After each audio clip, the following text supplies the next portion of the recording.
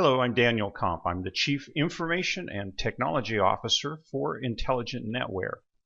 And the goal of this recording is to give you some unexpected insights which lead to a greater understanding of your own enterprise.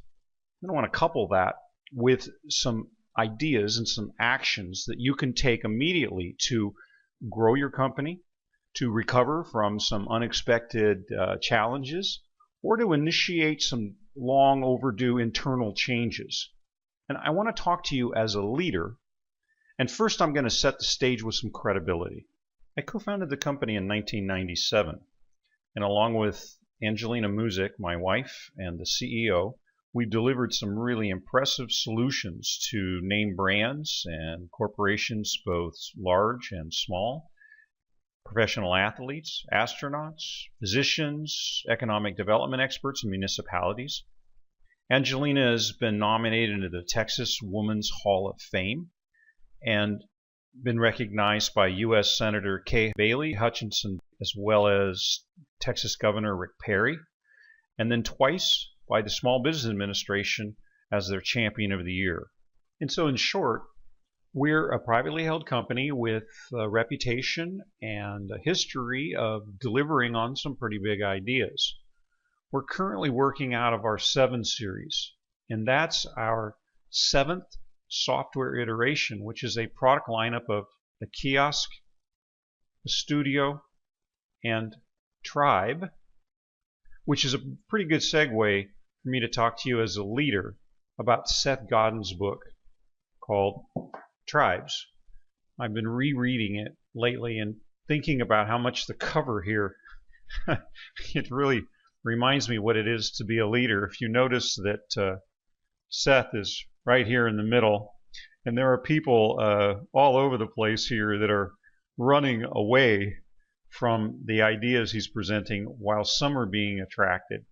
What I find really fascinating about the illustration is in some sense the same irony that you and I have at the moment. Think of J.J. Abrams and Lost or Alias or all of these other creations of his. What's going on right now is that I'm courageously presenting our new product to what I hope to become a large tribe of customers for us. And at the same time, I'm trying to help you understand our product so that it will help you lead your tribe. So I find it, as I said, very ironic, and which is a perfect segue again into talking about your company and your enterprise. So let me present you with a few what I hope to be unexpected insights into your own enterprise. First up, let's consider the scale of your enterprise, where it is today and where you'd like it to be in 3 to 5 years compared to all the other companies in the United States. You see, currently there are approximately 32 million businesses that the government has on record. Of those, there are 15 million men in business by themselves, no employees. That's approximately 47% of the pie. There's 6.5 million women in business by themselves, 20%. The small enterprise, which has 1 to 4 employees, represents 6.2 million and 20% of the pie. Then there's 4.3 million classic small businesses. These are the businesses that the Small Business Administration, the SBA, goes after for their loans. And they have 5 to 500 employees. And then there's the remaining 6,000, which have 500 or more employees, and they're large employers. So where are you now, and where would you like to be? And the question usually is, how do I get from where I'm at to where I want to be in this pie over the next 3 to 5 years? So it's a matter of finding the right people and the right tools in order to scale your operation. Next, let's take a look at how your PMF factors stack up. All companies have to produce a product or deliver a service. They have to tell the world and take sales orders, and they have to account for it. measure how well they're doing, and pay all the bills in order to produce a profit and be sustainable. Now, the thing to consider about your enterprise is how much of your time you spend focused on any one of these: producing or the product or delivering the service, telling the world or acquiring a sale, or dealing with the finances of it. And in any one week, you may do one or two or possibly all three of these components of a business, depending on the scale of your enterprise. But what I can assure you is that you're not fabulous at all three. You see, it's psychologically impossible for someone to be beautifully talented and wonderfully brilliant as an industry leader in all three of these areas. That's why you see the large-scale companies coming out of teams of people, because each of them handle one of these. And your biggest challenge is to not put yourself right here in the middle with people dependent on you. We say this very simply as working on your business, not working in your business. In other words, finding someone to handle the marketing, finding someone else to handle the production and service delivery, and finding another person as part of your team to handle the financials while you run the business, working on it rather than in it.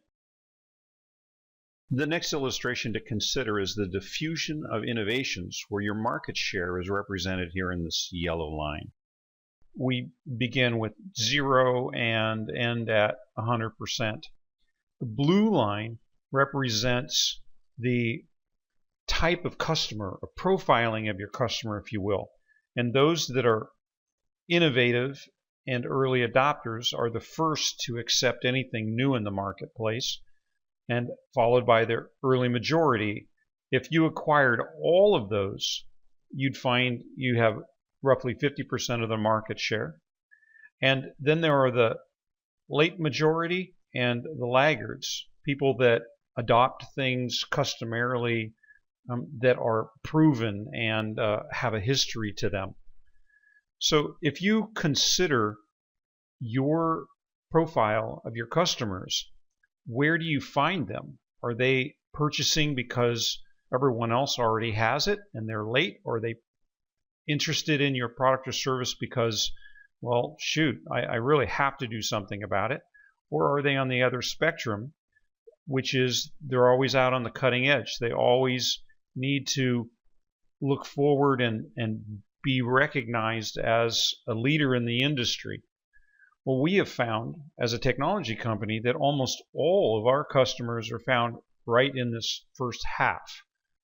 And there is a good percentage, roughly 20%, that we find are not innovative, but they are finding that their sales curve is going flat. And so in order to peak that up again, they come back for a new technology. There's a fundamental of business that I want us to take a moment to look at. And I'm going to use the cover of Tribes because I didn't bring this up a little earlier. And it's the idea of recognizing and developing a solution for the gap. In other words, identifying a gap in the market and then being able to fill that gap with your product or service is very, very critical to getting market share. And you can see that right here. The majority are currently satisfied with their level of service or product that they're receiving, and there's a small number that are starting to step out of the ranks of the majority here and move toward the leader. You know, like the CEO, like Angelina, the job there is to present the future and say, hey, you can be here instead of where you're currently at. And you can see this referral mechanism at work in this mathematical simulator of preferential attachment. A simpler term would be more gets more. You'll see there are some of these hubs that acquire a greater market share, and those would be companies like Amazon that used a affiliate program to get warm market leads and referrals. Companies like Google and Microsoft and Dell that had the right team, the right tools in place, And that's our point and goal for this recording, is to help you envision where you'd like your company to be. If you have to make a choice between things, we're easily duped. And the two orange circles demonstrate that. Context can be everything when it comes to making a decision. In this case, I want you to decide which to go with. The bigger orange on the right, the smaller orange on the left. Which of the two is the better and larger opportunity? And to prove a point that simple things are not always easy, I can simply grab this. You can simply grab this parallel set of lines and demonstrate that the two orange circles are exactly the same size. So let me click on this layer and put it back. Holy crap. Okay, get it out of the way. So which of those two orange ones are the same size or different or bigger or smaller? Okay, put them in here, and that's how easy it is to make decisions and present complex things in simple terms. Let's recap and consider what our action steps might be. What I've demonstrated so far is that Angelina and I are both awarded and recognized. We're very personable, and we're certainly approachable and accessible as leaders.